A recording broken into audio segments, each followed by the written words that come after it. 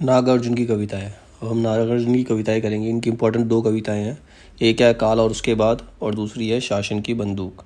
अभी हम पढ़ेंगे कविता अकाल और उसके बाद। इसके रचनाकार नागार्जुन है, इनको हम बाबा भी बोलते हैं, बाबा नागार्जुन। ठीक है। इनका असली नाम जो था वो वैद्यनाथ मिश्र था।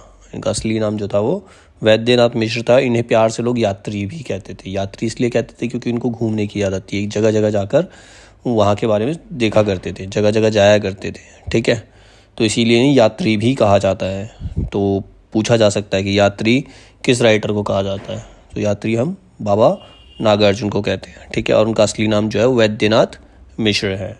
ठीक है। अभी जो कविता है अकाल और उसके बाद, इसमें अकाल का पूरा दृश्य दिखाया गया कि अकाल पड़ता है तो कैसा फील होता है लोगों को, लोगों के घर में कैसा होता है, कैसा माहौल होता है, उस चीज़ के बारे में बताया गया है। ये जो कविता है ये सतरंगे पंखों वाली में संकलित है। इसका जो संकलन है वो उसमें सतरंगे पंखों वाली में किया गया है। इसका जो प्रकाशन वर्ष है, किसका, सतरंगे पंखों वाली संकलन का जो प्रकाशन वर्ष है वो 1959 है। इसको 1959 में इसका संकलन वर्ष है।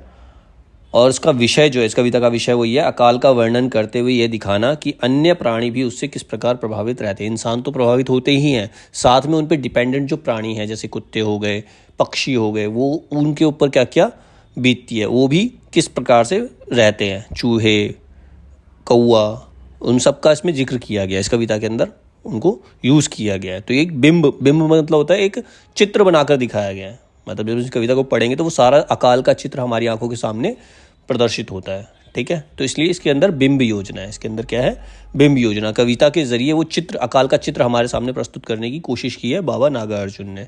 ठीक है, अब कविता शुरू होती है, कई दिनों तक चूल्हा रोया चक्की रही उदास। मतलब चूल्हा रोया चक्की रही, मतलब चूल्हे पे खाना ही नहीं बना कई दिनों तक।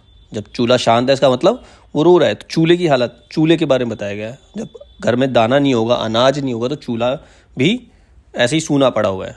चक्की रही उदास, चक्की को कई दिनों से किसी ने चलाया नहीं है, चक्की को कई दिनों से किसी ने चलाया क्योंकि घर में अनाज ही नहीं है। ठीक है, कई दिनों तक चूल्हा रोया चक्की रही उदास, कई दिनों तक कानी कुतिया सोई उनके पास। जब चक्की चल नहीं रही, चूल्हा जल नहीं रहा, तो कुत्ते आके उसके पास सो रहे हैं।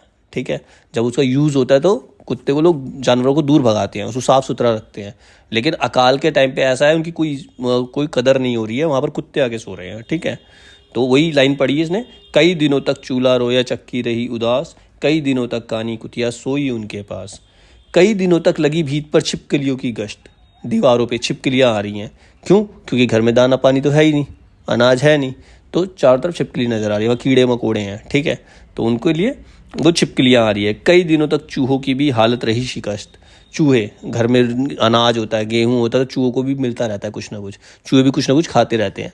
तो क्या हुआ, जब अकाल पड़ा, घर में कुछ दाना पानी नहीं है, कुछ भी नहीं है, तो चूहे भी परेशान हैं, उनकी भी हालत बहुत ख़राब है। इंसानों की तो है ही, साथ में जो चूहे हो गए, छिपकलियाँ हो गई, चक्की हो गई, चूल्हा हो गया, ये सब की भी कोई कदर नहीं हो रही, सब उदास हैं, परेशान हैं। ठीक है, अब ये तो था अकाल जब पड़ा तब का दृश्य।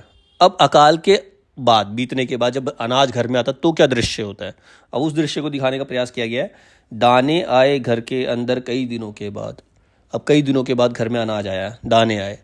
धुआं उठा आंगन से ऊपर कई दिनों के बाद। तो कई दिनों के बाद घर से धुआं उठता हुआ नजर आ रहा है, क्योंकि जब दाने आ गए हैं तो लोगों ने चूल्हा जलाया है, खाना पकाने के लिए चूल्हा जलाया, जिसका धुआं आकाश की ओर उड़ रहा है। अब उसका दृश्य दिखाई देता है। ये दाने आए घर के अंदर कई दिनों के बाद, धुआं उठा आंगन से ऊपर कई दिनों के बाद, बहुत दिनों के बाद। अकाल में ऐसा कुछ भी नहीं हो रहा था, सब परेशान थे, कुछ ना खाने को मिल रहा था किसी को भी। चमक उठी घर भर की आंखें कई दिनों के बाद। जब खाना बन रहा है, दाने आ गए, अनाज आ गया, तो सब लोग खुश हैं। अब कई दिनों तक भूखा रहने के बाद जब अचानक से रोटी मिलेगी तो बहुत जायज़ सी बात है, उनके चेहरे पर खुशी चमकेगी, खुशी आएगी। चमक उठी घर भर की आंखें कई दिनों के, घर भर का मतलब इसमें खाली इंसान नहीं आए, उसमें चूहे भी आ गए जो सो रहे थे, और जो कुतिया, कानी कुतिया वहाँ सो रही थी, उसको भी खाना मिलेगा, सबको मिलेगा खाना।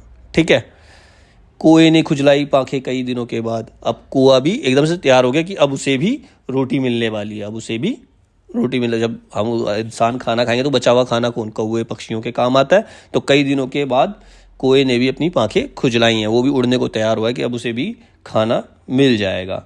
तो ये कविता है, इसके अंदर बस यही दृश्य दिखाया गया कि जब अकाल पड़ता तो किस प्रकार का दृश्य दिखाई देता है, और जब अकाल के बाद खाना मिलता है तो किस प्रकार का दृश्य दिखाई पड़ता है। तो ये बाबा अर्जुन का एक्सपीरियंस है।